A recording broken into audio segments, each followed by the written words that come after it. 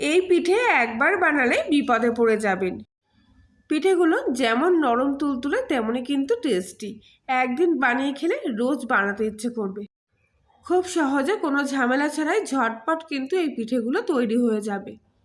পিঠে তৈরির জন্য প্রথমেই আমি একটা পাত্রের মধ্যে কিছুটা জল খুব ভালোভাবে গরম করে নেব। স্বাদ মতো সামান্য লবণ জলের মধ্যে দিয়ে দিচ্ছি। লবণটা ভালো করে জলের সাথে মিশিয়ে জলটা একটু উষ্ণ গরম করে নিয়েছি। এবারে 1 কাপ মতো চালের গুঁড়ো খুব ভালোভাবে কিন্তু জলের সাথে মিশিয়ে নেব। চালের গুঁড়ো কিন্তু একবারে দিয়ে নাড়বেন না, অল্প অল্প করে দিতে থাকবেন আর গরম জলের মধ্যে এইভাবে নাড়তে থাকবেন। তাহলে দেখবেন একদম দলা ভাব থাকবে না, খুব সহজেই কিন্তু চালের গুঁড়োটা জলের সাথে মিশে যাবে।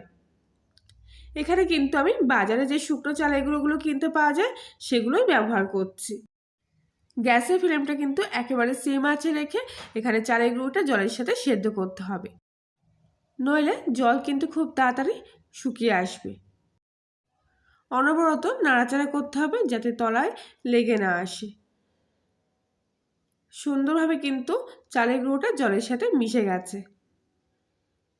এখানে আমি 1 বাটি জলে কিন্তু 1 কাপ মতো চালের গুঁড়ো দিয়েছি, মানে জলের পরিমাণটা একটু বেশি। যখন খুব ভালোভাবে চালের গুঁড়োগুলো সেদ্ধ হয়ে যাবে তখন দেখবেন আপনা আপনি কিন্তু কড়াই গায়ে থেকে উঠে আসছে। এবার আমি গ্যাসটা অফ করে দিয়ে কিছুক্ষণের জন্য এটা ঢাকা দিয়ে রাখবো। তাহলে গরম ভাবটা বসে কিন্তু আরও কিছুক্ষণ ধরে চালের গুঁড়োটা খুব ভালোভাবে সেদ্ধ হয়ে যাবে। কিছুক্ষণ পর এবার আমি চালের গুঁড়োটা অন্য একটা পাত্রের মধ্যে নিয়ে নিলাম। আর একটু হালকা গরম থাকা অবস্থায় কিন্তু আবারও ভালো করে এটাকে হাত দিয়ে মেখে নিচ্ছি। দেখতেই পাচ্ছেন কীরকম নরমভাবে কিন্তু আমি সেদ্ধ করেছি। আর খুব ভালোভাবে কিন্তু এভাবে মেখে নিতে হবে। এইভাবে কিন্তু আমি 2 থেকে 3 মিনিট মতো খুব ভালোভাবে মেখে নিয়েছি। এবারে যখন দেখবেন হাতে খুব লেগে আসছে তখন হাতের মধ্যেখানে সামান্য একটু ঘি কিংবা তেল নিয়ে আবারও ডোটার গায়ে এইভাবে লাগিয়ে আবারও কিছুক্ষণ মাখতে থাকবেন। ডোটা কিন্তু খুব ভালোভাবে মাখলে তবেই কিন্তু পিঠেগুলো এরকম নরম তুলতুলে স্পঞ্জি রসগোল্লার মতো হবে।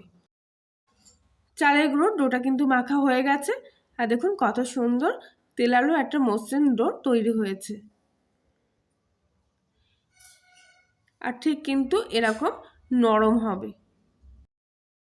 এবার হাতটা পরিষ্কার করে নিয়ে হাতে আর একটু তেল মেখে নিয়ে এবার আমি এর থেকে সামান্য একটু অংশ নিয়ে এরকম গোল গোল বলের মতো শেপ দিয়ে নিচ্ছি। আর দেখুন একটুকুও কিন্তু কোথাও ফাটল নেই, একদম পুরো তেলালো মসৃণ কিন্তু বলগুলো তৈরি করছি। আপনারা যেরকম খুশি শেপ দিয়ে নিতে পারেন, তবে এখানে গোল গোল করছি পিঠেগুলো যাতে দেখতে খুব ভালো লাগে। তবে অবশ্যই খেয়াল রাখবেন যেন বলগুলোর গায়ে কোনো ক্র্যাক না থাকে। আর দেখুন প্রত্যেক কটা বল তৈরি হয়ে গেছে আর একটাও কিন্তু একটার গায়ে লেগে যাচ্ছে না। কত সুন্দর সাদা ধবধবে পিঠেগুলো হয়েছে দেখুন। এবারে অন্য একটা পাত্রের মধ্যে 1 বাটি দুধ নিয়ে নিচ্ছি। দুধের পরিমাণটা বলা সম্ভব না, আপনারা যতটা পরিমাণ পিঠে বানাবেন সেই অনুযায়ী দুধটা নিয়ে নেবেন। দুধটা কিন্তু খুব ভালোভাবে এখানে ফুটিয়ে নেব। দুধটা কিছুক্ষণ পর কিন্তু খুব ভালোভাবে ফুটে উঠেছে। একটু নাড়াচাড়া দিয়ে আবারও কিছুক্ষণ জাল দিয়ে নেব।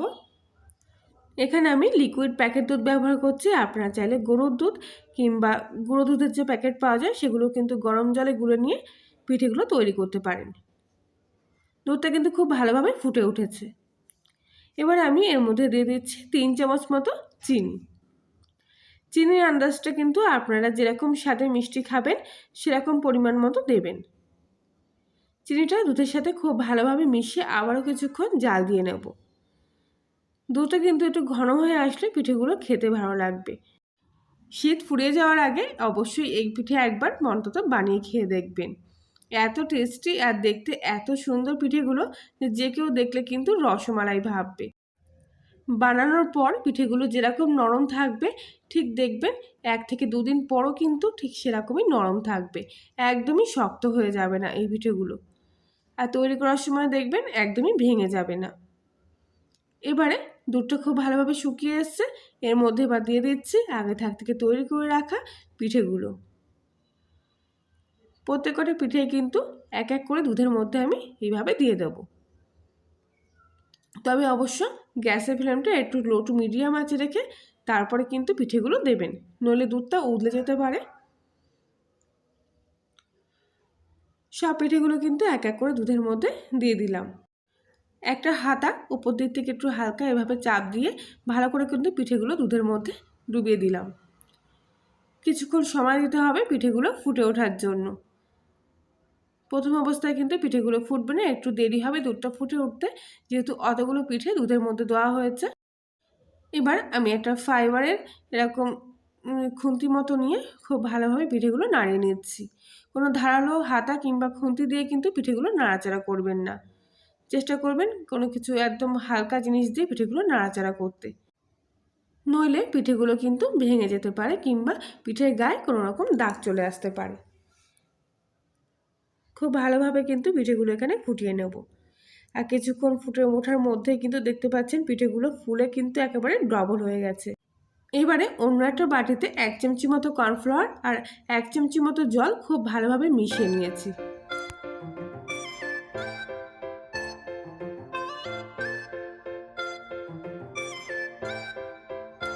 পিঠেগুলো দুধের মধ্যে দিয়ে মোটামুটি 5 মিনিট মতো সময় ধরে কিন্তু খুব ভালোভাবে সেদ্ধ করে নিয়েছি। এমনিতেও 4 এগুলোটা সেদ্ধ করা ছিল, তবুও কিন্তু 5 মিনিট মতো সময় ধরে পিঠেগুলো খুব ভালোভাবে দুধের মধ্যে দিয়ে ফোটাতে হবে। এবারে গ্যাসের ফ্লেমটা একদম সিম আঁচে করে দিয়ে এর মধ্যে কর্নফ্লাওয়ারের ঘোলটা দিয়ে দিচ্ছি। আবারও খুব ভালো করে কিন্তু এবার নাড়াচাড়া করতে হবে, যাতে কর্নফ্লাওয়ারটা কোনোভাবে জমে না যায়। এই পিঠেগুলোর মধ্যে কর্নফ্লাওয়ারের ঘোলটা দেওয়ার ফলে পিঠেগুলো যখন ঠান্ডা হয়ে পুরোপুরি বসে যাবে, তখন দেখবেন ওপর থেকে একটা সুন্দর রেশমের মতো সিল্কি ভাব চলে এসছে। আর তার জন্য কিন্তু পিঠেগুলোকে এত উজ্জ্বল লাগছে। থাম্বনেল দেখে আপনারা নিশ্চয়ই বুঝতে পেরেছেন ওপর থেকে কি সুন্দর একটা কোট মতো পড়ে গেছে, সেটা কিন্তু এই কর্নফ্লাওয়ারটা দুধের সাথে মেশানোর ফলে। আবারও 2 থেকে 3 মিনিট মতো খুব ভালোভাবে কিন্তু দুধটা ফুটিয়ে গ্যাসটা অফ করে দিলাম। এবারে কিছুক্ষণের জন্য এটা রেস্টে রেখে দেবো। কিছুক্ষণ রেস্টে রাখার পর আমি ওপর থেকে কিছুটা গোলাপির পাপড়ি দিয়ে দিচ্ছি, যাতে দেখতে খুব ভালো লাগে। এখানে আপনারা কেশরও দিতে পারেন, তবে গোলাপের পাপড়ি দিলে এটা খুব ভালো সুগন্ধ বেরোয় আর দেখতেও ভালো লাগে। তৈরি হয়ে যাওয়া পিঠেগুলো অন্য একটা পাত্রের মধ্যে ঢেলে নিচ্ছি। কত সহজে দেখুন এই পিঠেগুলো তৈরি হয়ে গেল। আর আজকের এই পিঠের রেসিপিটি যদি ভালো লেগে থাকে তাহলে প্লিজ অন্যদের সাথে শেয়ার করবেন রেসিপিটি। আর যদি আপনি কর্ণের রান্নাঘরে নতুন সদস্য হয়ে থাকেন তাহলে প্লিজ চ্যানেলটি সাবস্ক্রাইব করে পাশে থাকবেন। আর পাশে বেল আইকনটি প্রেস করে দেবেন নতুন কোনো ভিডিওর আপডেট পাওয়ার জন্য। একটা পিঠে আপনাদেরকে কেটে দেখাচ্ছি, দেখুন কতটা নরম হয়েছে। একবার বানালে কিন্তু এই পিঠে রোজ বানিয়ে খেতে ইচ্ছে করবে, এত সুন্দর আর টেস্টি এই পিঠেগুলো। ভিতর থেকে দেখুন পুরো কতটা সুন্দর হয়েছে, আর পুরো মুখে দিলেই কিন্তু এই পিঠেগুলো মিলিয়ে যাবে। তাহলে বন্ধুরা আজকের রেসিপিটি কিন্তু এই পর্যন্তই। আর আবার দেখা হচ্ছে অন্য একদিন নতুন কোনো রেসিপির সাথে। ততক্ষণ সবাই আপনারা ভালো থাকবেন, সুস্থ থাকবেন, সাবধানে থাকবেন।